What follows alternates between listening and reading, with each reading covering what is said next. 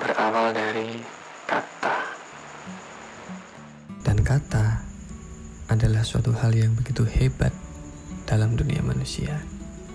Meski banyak hal yang tak terkatakan, tetapi kata tak dapat dipungkiri adalah sesuatu yang begitu besarnya hingga mampu menciptakan dunia yang lain. Kata-kata yang tertulis dalam paragraf mungkin terkesan biasa-biasa saja, tetapi kata-kata dalam puisi atau lagu mampu menciptakan dunia baru dalam setiap kepala manusia yang membacanya. Misalnya, di lautan manusia ini, teriakanku tak lebih keras daripada diam.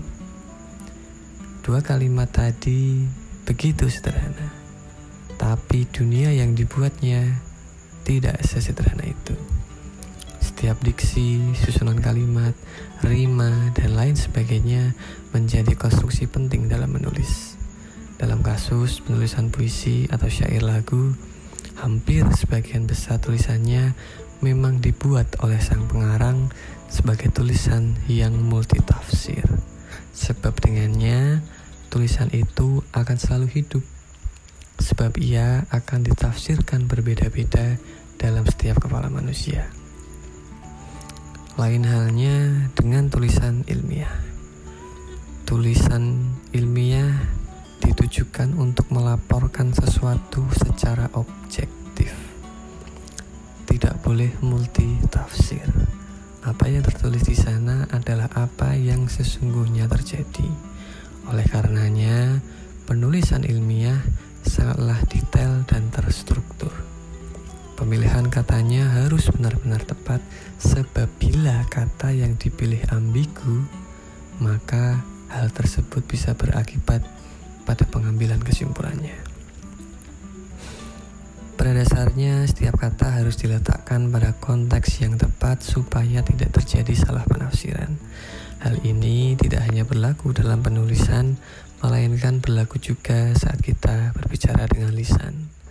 Ketergesa-gesaan dalam berbicara biasanya mengakibatkan kita salah memilih kata.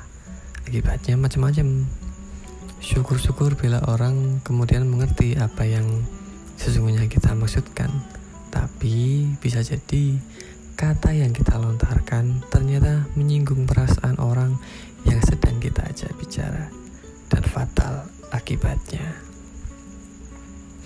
Banyak kita temui baik di keseharian kita, di TV, di media sosial, dan platform yang lain, di mana orang-orang menyepelekan dan abai terhadap kata-kata. Banyak orang menulis atau berbicara tanpa pernah mengerti konsekuensi atas apa yang ditulisnya, atas kata yang ia pilih. Selain itu, orang juga mulai abai terhadap konteks di mana dia menulis atau berbicara. Sungguh aneh ketika seorang calon mahasiswa atau seorang calon sarjana menuliskan kata nyaman dalam laporan skripsinya.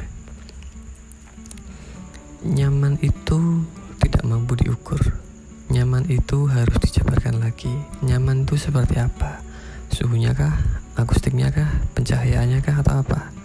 Sangat disayangkan bila seorang calon sarjana tidak mengerti apa itu objektivitas, tidak mengerti bahwa apa yang ditelitinya harus bisa dibuktikan. Senyatanya hal seperti ini banyak terjadi, sebab seringkali kita temui para sarjana yang tidak nyambung ketika diajak berbicara dalam kerangka berpikir ilmiah. Nah, akhir-akhir ini buku yang ditulis oleh Yuval Noah Harari yang berjudul Sapiens dan juga Homo Deus itu merupakan buku yang cukup laris di Indonesia. Buku yang bagus dan banyak anak muda Indonesia yang membacanya. Hanya sayangnya buku ini juga turut membawa beberapa anak muda yang membacanya mendaulatkan diri sebagai seorang ateis. Kata mereka, apa yang ditulis oleh Harari sangatlah logis dan tidak perlu adanya Tuhan di sana. Hal ini sesungguhnya adalah benar, tetapi pengambilan kesimpulan yang dilakukan oleh sebagian anak muda itu kurang tepat. Tentu yang ditulis oleh Harari sangatlah logis dan memang tidak ada Tuhan di sana. Kenapa pertanyaannya? Karena apa yang dituliskan Harari sesungguhnya adalah hasil riset.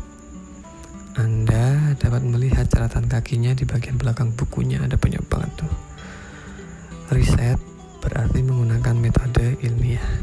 Di dalam metode ilmiah, Tuhan memang tidak pernah dipertimbangkan. Sebab metode yang ada memang tidak mampu mengakomodasi faktor itu. Metode ilmiah itu terbatas pada dunia yang mampu diamati manusia, sedang Tuhan itu dalam konsepnya adalah zat yang melampaui semua itu. Nah, cerita di atas adalah sebuah gambaran kecil di mana pemahaman atas kata mampu membawa kita kemana-mana. Bisa membawa kita ke sudut utara, barat, selatan, atau timur sekaligus.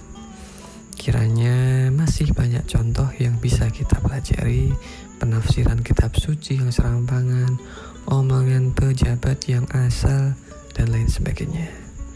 Kini saatnya kita mulai peduli dengan kata. Setelah mampu peduli dengan kata, kita harus mulai peduli pada konteksnya. Jangan sampai kata-kata yang kita bawa sampai di tempat yang salah. Seindah-indahnya kejujuran akan berakhir mengenaskan bila ditempatkan di tempat yang salah. Begitu juga dengan kata-kata. Sehebat-hebatnya kata-katamu, bila ia berada di tempat yang salah, maka tidak akan ada artinya. Yang mungkin malah bisa jadi hinaan semata, mungkin juga jadi kebodohan.